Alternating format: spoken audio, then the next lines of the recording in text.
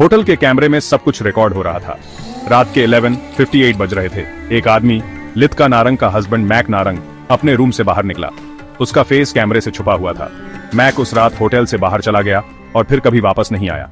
अगली सुबह लित्का नारंग गायब मिली। उसका रूम अंदर से लॉक्ड था। कोई निशान नहीं, कोई झगड़ा विवाद नहीं, सिर्फ एक रहस्य, एक पजल।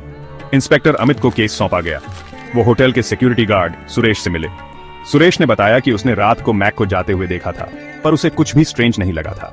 इंस्पेक्टर अमित ने सुरेश से कहा, मुझे उस रात के सारे सीसीटीवी फुटेज चाहिए। इंस्पेक्टर अमित ने घंटों फुटेज देखे, उन्हें कुछ भी संदिग्ध नहीं दिखा। सुरेश उनके साथ था। अचानक इंस्पेक्टर अमित की नजर एक छोटी सी चीज पर पड़ी। जरा पीछे करो, उन्होंने सुरेश से कहा। फुटेज में मैक के रूम के बाहर लगे एक फोटो के शीशे में एक परछाई दिखाई दे रही थी। परछाई किसी और की थी, किसी ऐसे पर्सन की जो मैक के पीछे छुपा हुआ था। इंस्पेक्टर अमित के दिमाग में एक ख्याल आया, क्या ये लित्का थी? क्या वो मैक के साथ गई थी? इंस्पेक्टर अमित ने फुटेज को ध्यान से देखा। परछाई धुंधली थी, लेकिन उसमें एक बैग दिखाई दे रहा था, ऐसा बैग जो लित्का अक्सर साथ रखती थी। सुरेश, क्या तुम्हें याद है कि मैडम नारंग ने क्या पहना था? इंस्पेक्टर अमित ने पूछा। सुरेश ने याद करने की कोशिश की। हाँ साहब, उन्होंने एक लाल साड़ी पहनी थी। इंस्पेक्टर अमित के चेहरे पर टेंशन बढ़ गया। फुटेज में दिख रही परछाई ने भी लाल रंग का कुछ पहना हुआ था। क्या लित्का मैक के साथ गई थी?